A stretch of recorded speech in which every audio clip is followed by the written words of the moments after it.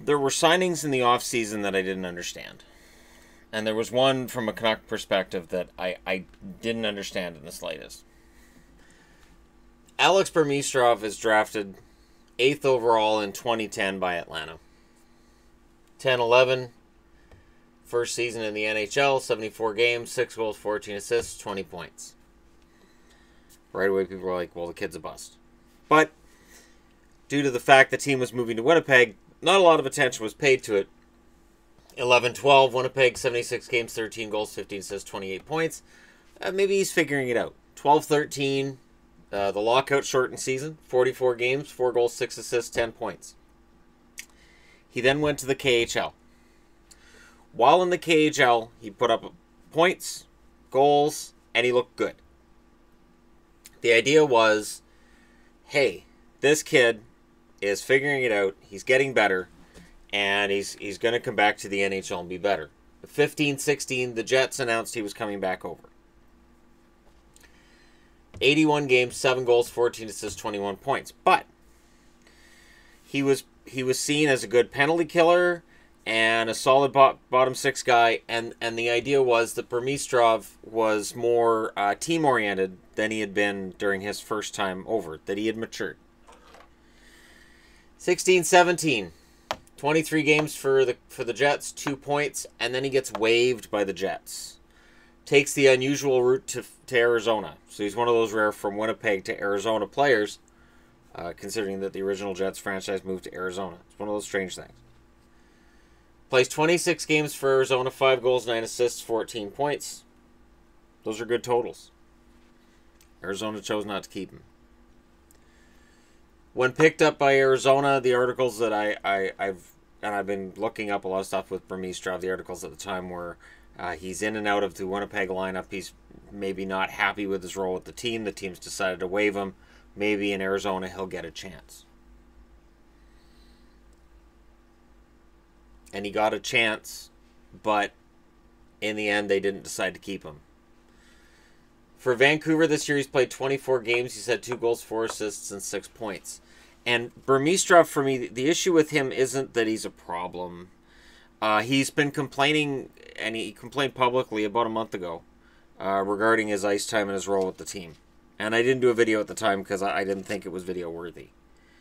You know, fourth liners, guys who are in and out of the lineup, are going to complain. It's going to happen. I don't blame them. I don't blame Burmistrov. And his performance was right about in line with where I thought he was going to be. Maybe 15, 20 points this year if he played every game. Fourth line, probably. But Burmistrov had visions of himself being more than that. And he felt that Travis Green never gave him a chance to be more than that. I've seen Burmistrov play live for Vancouver.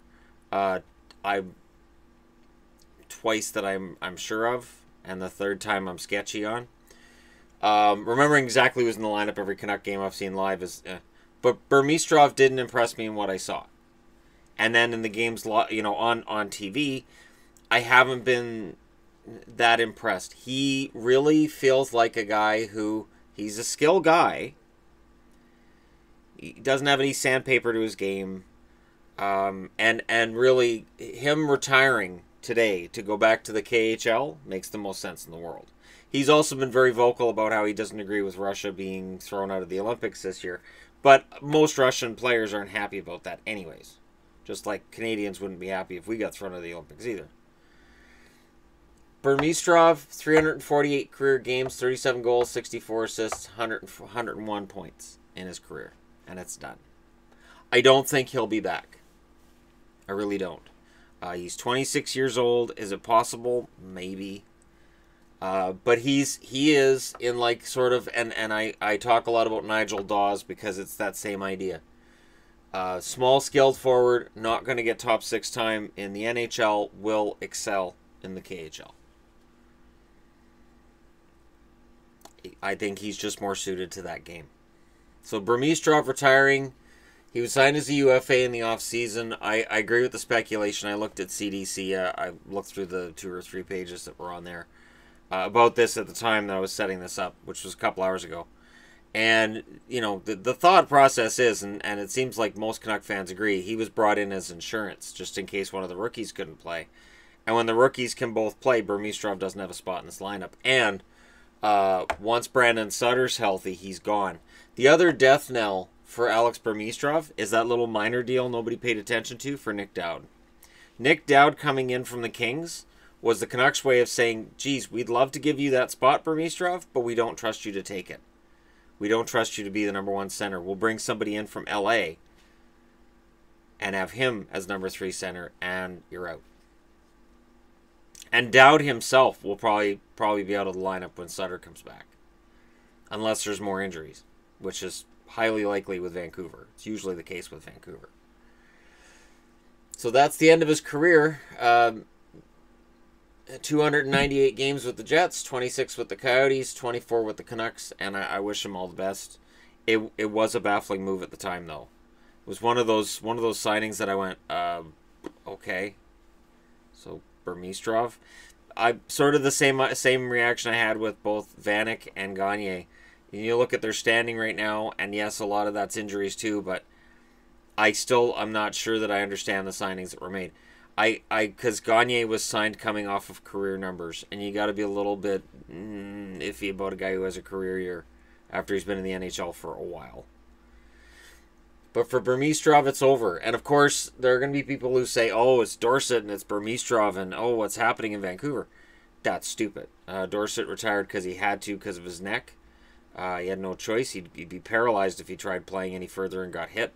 And for Burmistrov, it was a bad fit.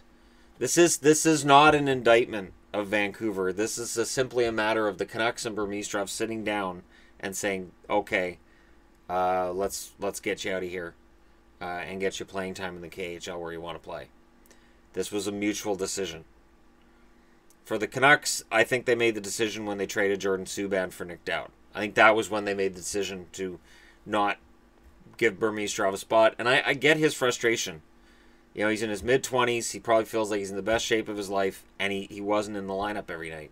And that has to be frustrating. And now he gets to go home and play in the KHL. But that's it for Alex Burmistrov. Let me know what you guys think in the comment section below. Again, this is why when somebody talks about somebody playing really well in the KHL or a guy who failed before he's doing well in the KHL, I have kind of a mixed reaction on that. I want to believe it. I want to have faith in it, but I have some questions. Because very often the NHL game is completely different. It's a totally different animal than the KHL. And it can be very difficult for some guys to make that transition as a star player. Again, let me know what you guys think. Hit like and subscribe if you're browsing your way through. And thank you so much for watching. I'll talk to you again soon.